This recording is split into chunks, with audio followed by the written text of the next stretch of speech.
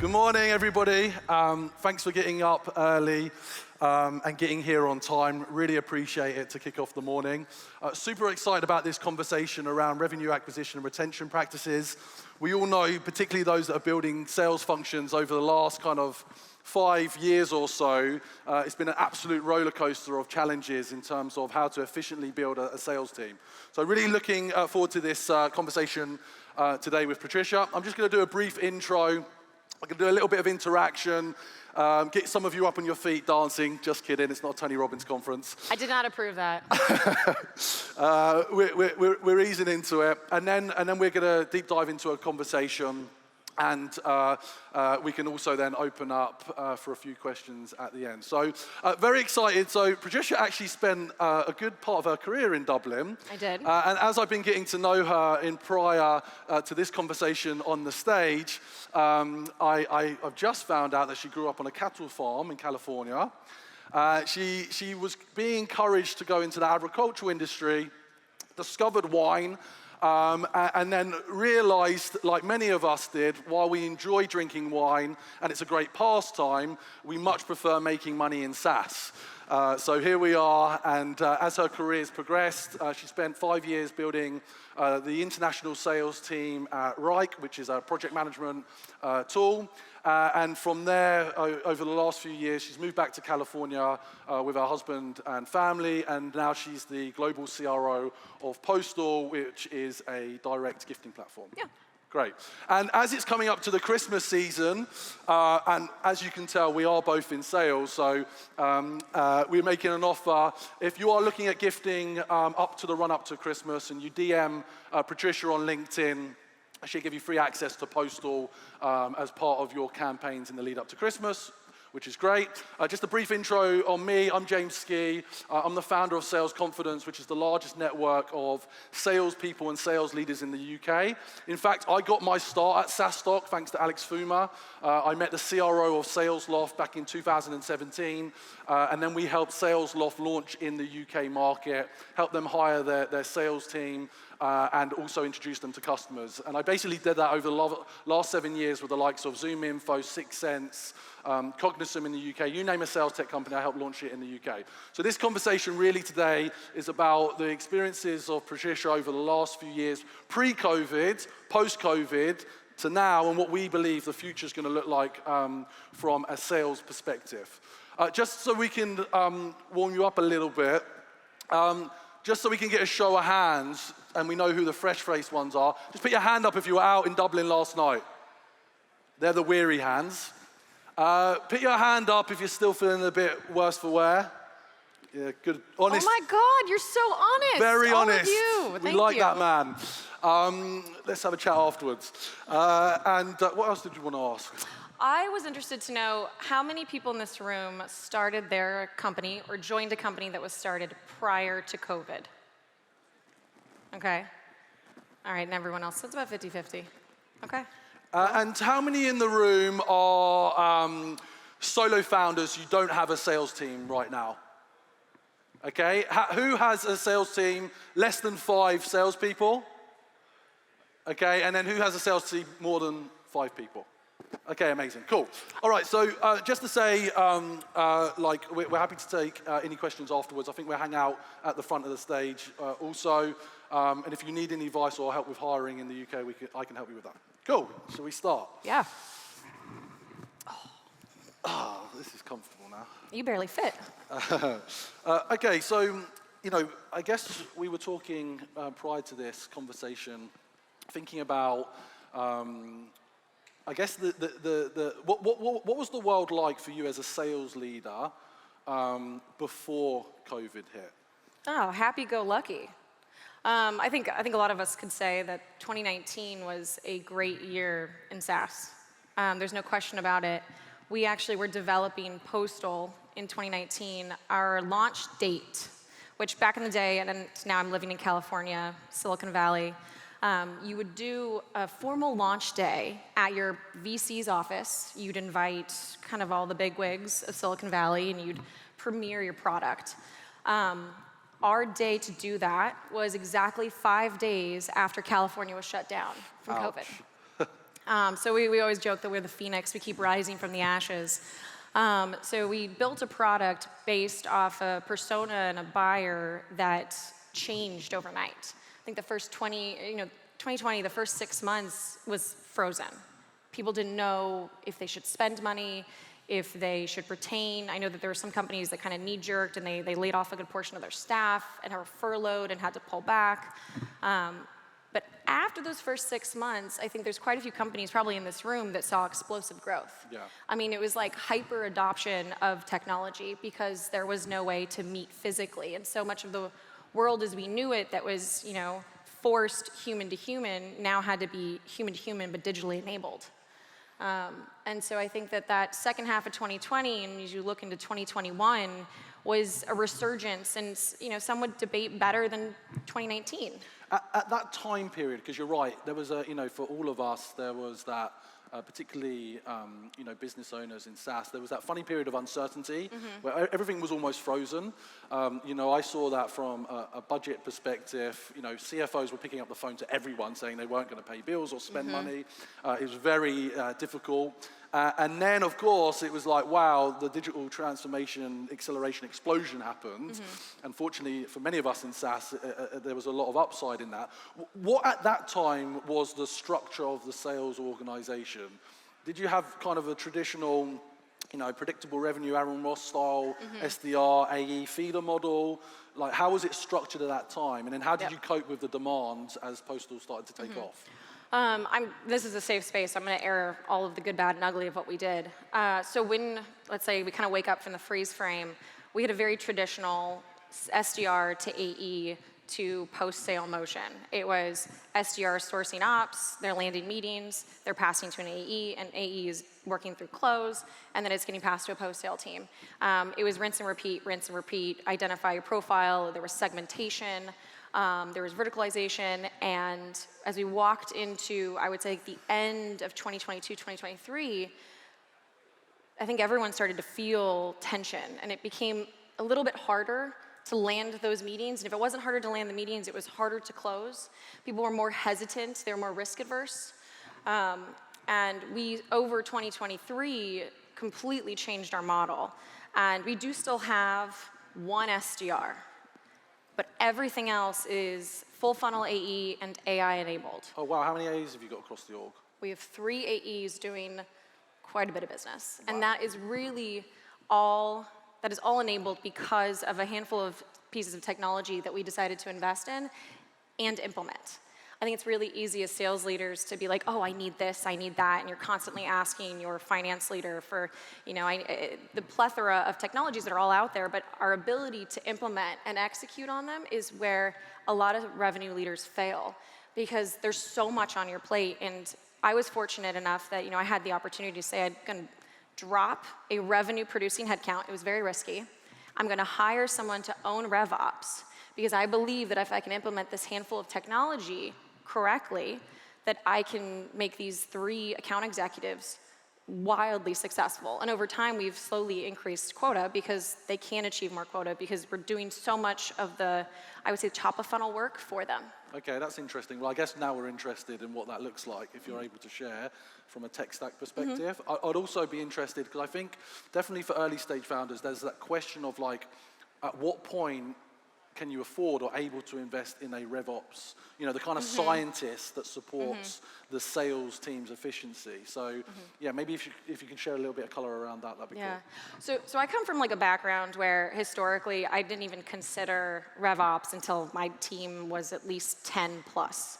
Kind of like duct tape it together. Every sales leader worth their salt is gonna be able to, figure out how to set up Salesforce and can run reports. But I think today, given the amount of technology that is available to make your team more efficient, I think that number in my head has really gone down. And the tech stack that we have today, and what I mean when I say that we're doing a lot of this top of funnel is being done for the team, is we use Clay. Does anyone here use Clay? Handful of, okay, not that many. Not many at all. Check it out. Yeah, Clay's very cool. But I will say this, Clay is wickedly complex. I cannot figure it out on my own. I have somebody who sets this up for us.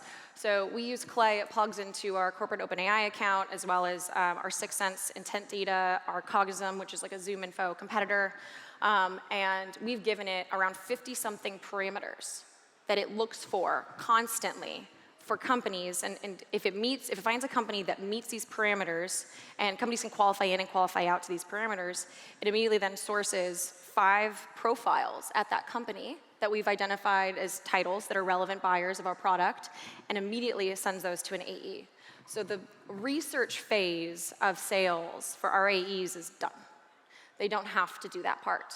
Now they'll always have a handful of accounts that they're obsessed with, that they'll work forever and ever, and that is the way of a salesperson. But we've really tried to remove a lot of the hunting, and we're trying to be way more purposeful in the time we spend when we're deciding to contact someone.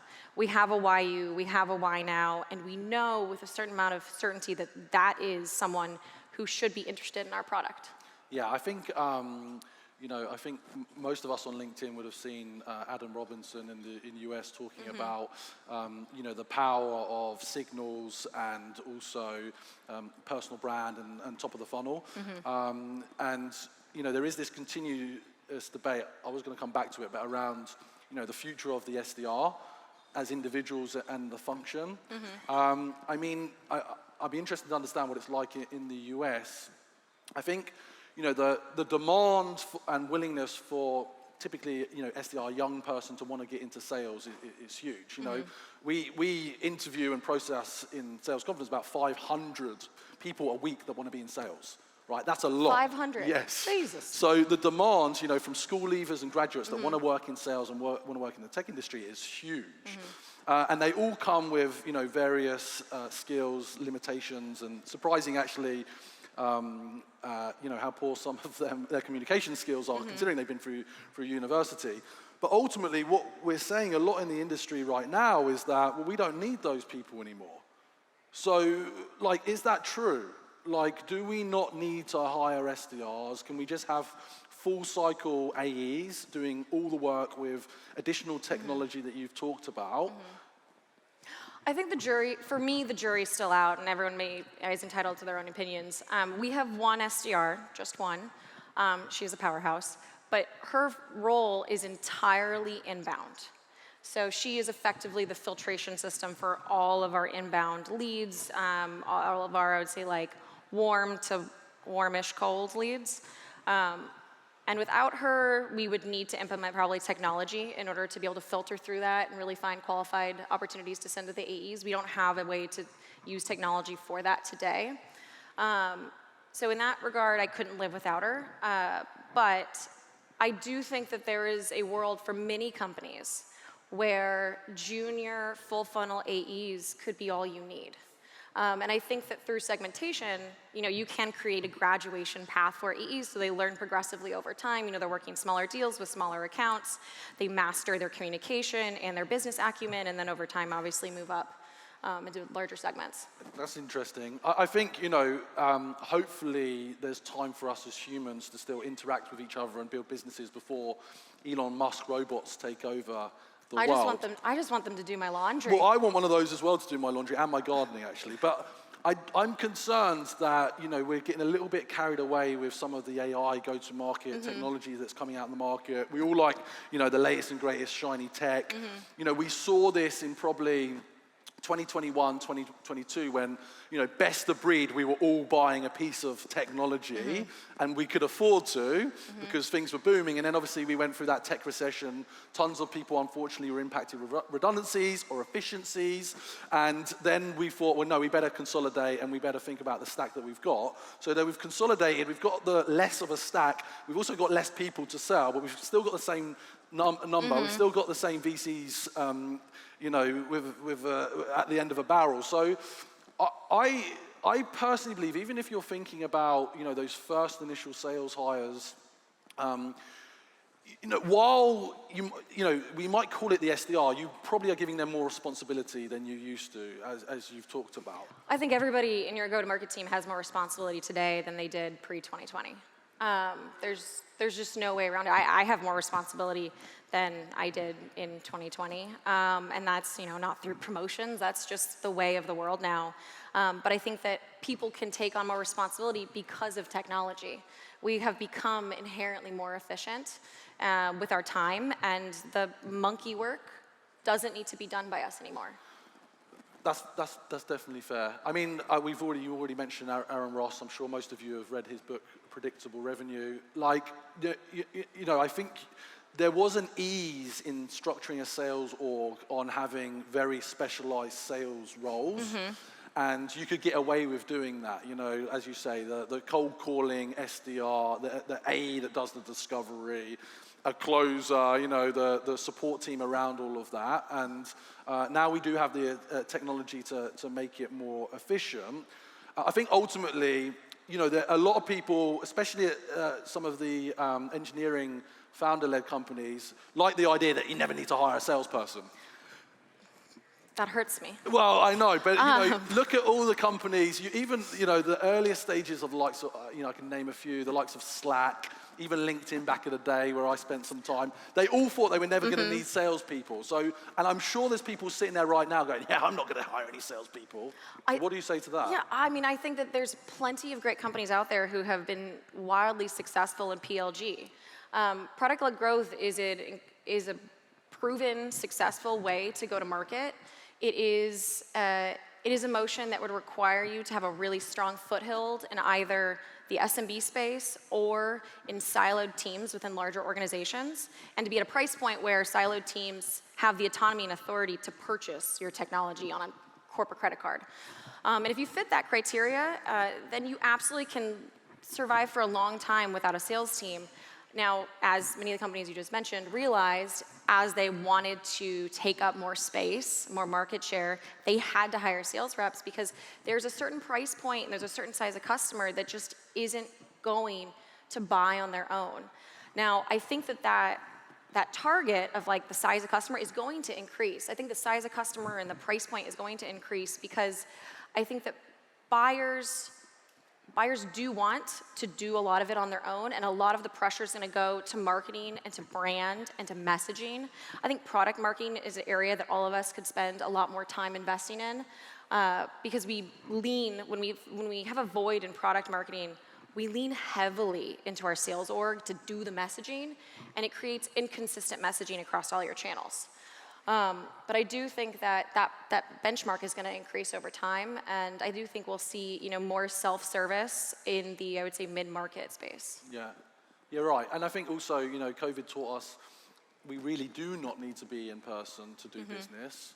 Fair, but also a lot of us like to do that, and it is the size of the deal spend, even though you can do multi-million pound deals over Zoom or Google Meet or whatever it is.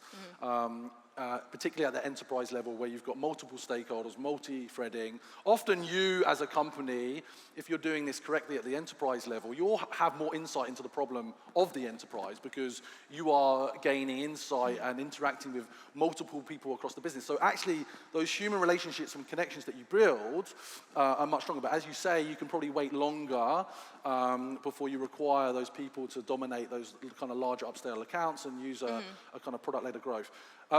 So then, when you think about, obviously you've hired tons and tons of salespeople in your career. Some have probably not been as good as others. What for those that are hiring, what makes a really successful salesperson in your opinion? Now I have to be careful because full transparency, I did see some faces that I've hired in the audience. They're okay, they were good ones. I think the profile is different depending on the size of your organization and where you are with like product market fit. If you are fresh to market, you're still trying to identify the persona that is best for your product, where you really match the highest value. I think that the persona you're looking for is the Swiss Army knife. They are going to have had probably 2 years of closing experience, and they are eager to jumpstart their career. You do not need a sales leader. I know I'm a sales leader, and I have pitched myself for many jobs in my past, but when you are just getting started, do everything within your power, especially if you're a product CEO, founder. It's so easy to want to hire a sales leader because you don't know how to do sales, and you're like, oh, I don't know, so therefore I have to hire an expert. You really don't. There are resources for you to leverage, use your VC. They can absolutely help you, but hire a seller. You need to find a doer, a Swiss Army knife, and again, someone who's bought into the mission. We have the saying, mercenary versus missionary, and you need a missionary when you're first getting started. Mercenaries come later. They're hired guns. They work for a check, but that doesn't work when you're trying to figure out product market fit. Yeah, that's interesting. I think it's interesting to consider about the type of sales leader, though. So we've just talked about kind of closers. But I think, there's often, as you kind of raise your next round, you're in the conversation with the board, and the VC's like, okay, we need to step this on now. Mm-hmm. Let's bring in a big, heavy-hitting sales leader. Like, it so often doesn't work out. Mm-hmm. There's a reason why the typical tenure of a sales leader is kind of 14 to 18 months, because it's so difficult to get the right fit sales leader at the right stage of growth. I've seen also, and you're probably finding this, particularly those of you that are hiring a leader right now or in the market for a leader, having lots of interesting conversations with people that have like interesting track records and CVs, but they're also, to be honest, a little bit spoiled, because that 21-22 period, everyone in sales leadership was doing extremely well. Packages were inflated, bonuses, RSUs were fantastic. Now they've come out and it's not as easy. Sometimes, often you're talking to that kind of name brand CV. You see Salesforce on the CV, you're excited. The truth is that those people, not to stereotype everyone, are not necessarily going to get stuck in and be a missionary as you described. Mm-hmm. You need someone that's going to be on the journey with you at the right stages of your growth. And they may not have taken your business before from 5 to 10 million ARR.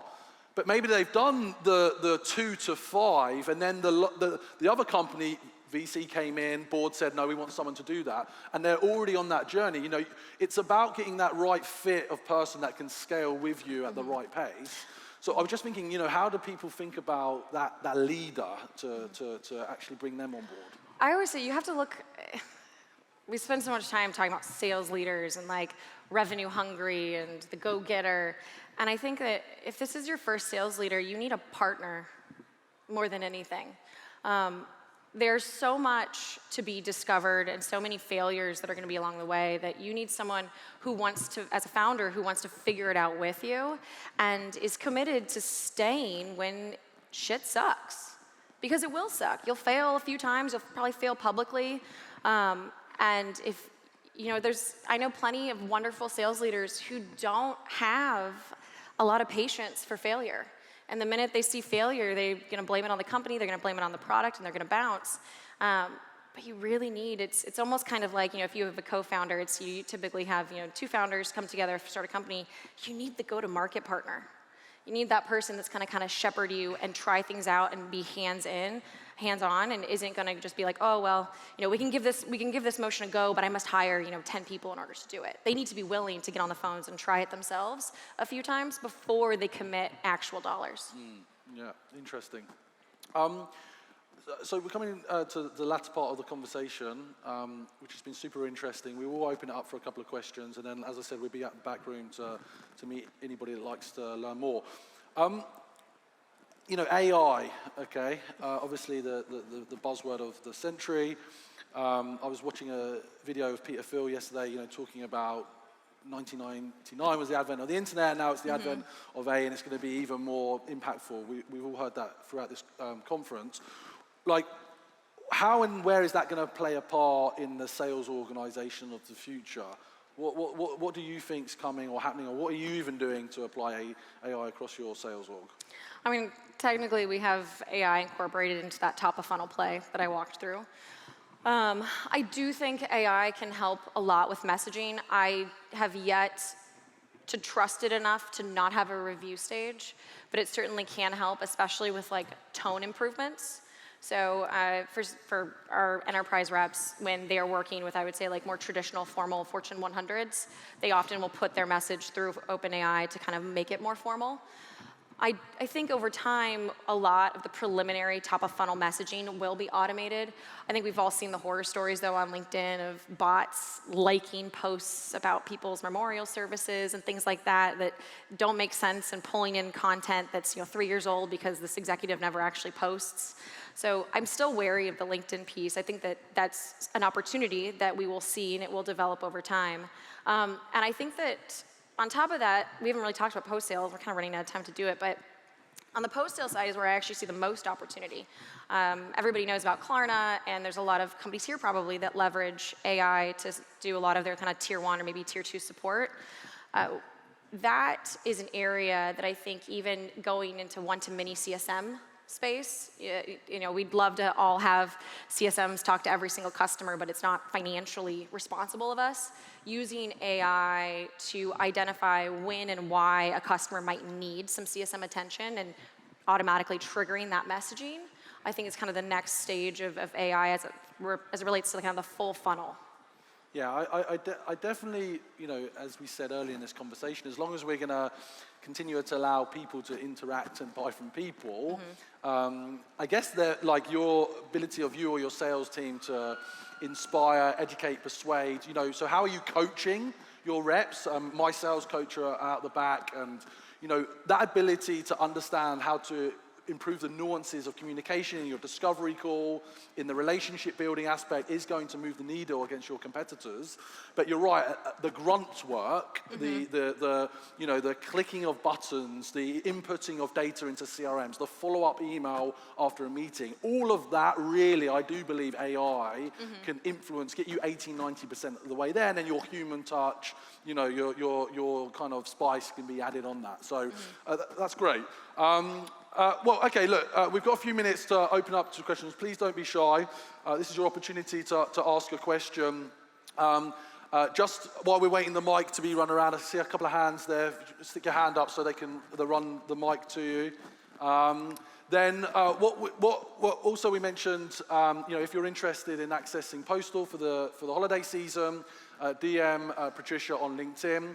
If you want support with hiring salespeople or sales leaders, you can DM me on LinkedIn. And also, just a little plug, I've just published my first book on how to build sales confidence. So for those of you that are looking to improve the skills of your sales team, or you just, as a founder, you want to improve your own sales skills, if you DM me on LinkedIn, I'll send you a free copy in the post next week. So, is there any question? We got one.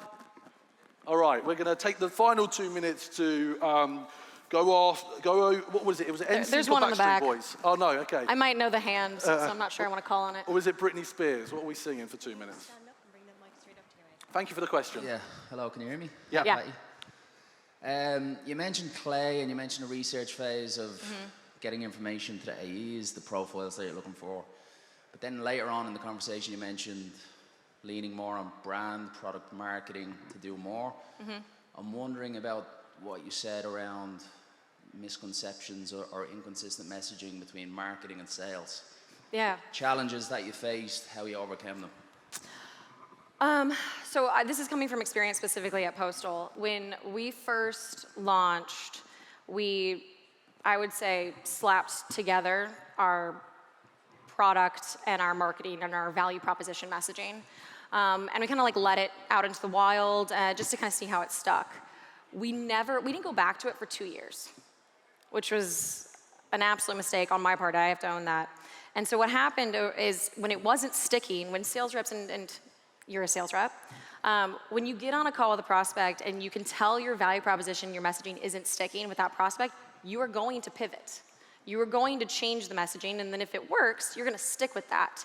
And so over time, we had reps using very different messaging because our core messaging, which was on marketing collateral and on our website, didn't work. And so we had to go back and really reevaluate who we were as a company, what our value was. We did customer interviews. We interviewed people in our space that weren't customers, that we wanted to be customers, to try to understand how they articulate what it is that we do. And we realized that we used Postal terms that no one else used. And so we needed to reframe. And so now we have messaging that is pretty consistent across the board, because when a sales rep delivers it to a prospect, there's the aha moment, like, oh, I get this. Yeah. So. Great, next question. I can't see anything. No, I can't see. I'm sure they've all got hands up. Okay, last 30 seconds. What's your parting for or inspiration for the audience as they think into wrapping up the year for 2024 and going into 2025? So this is going to be unfair because we didn't really dive into it today. I would say don't forget how valuable your customers are and how they too may need commitment from your budget. I think that a lot of these conferences, I've been to some really great sessions yesterday. I went to some great ones around marketing, top of funnel, delivering on outbound. I haven't seen a whole lot talk about delivering great customer success and retention. And I think that it often takes a back seat, which is a mistake on any revenue leader or founder's part, because you spend so much money to acquire a customer. And to let them walk away after a period of, a year, 2 years, whatever, is an absolute shame. And it's so much easier to squeeze a little bit more revenue from a customer than it is someone who's brand new. So I would just say, when you're getting into revenue planning, I think most people are getting ready for Q1 to start at the beginning of next year. Remember to provision some budget for that side of the business. Amazing. Can we have a round of applause for Patricia, CRO of Postal, please? We get our selfie. Thank you.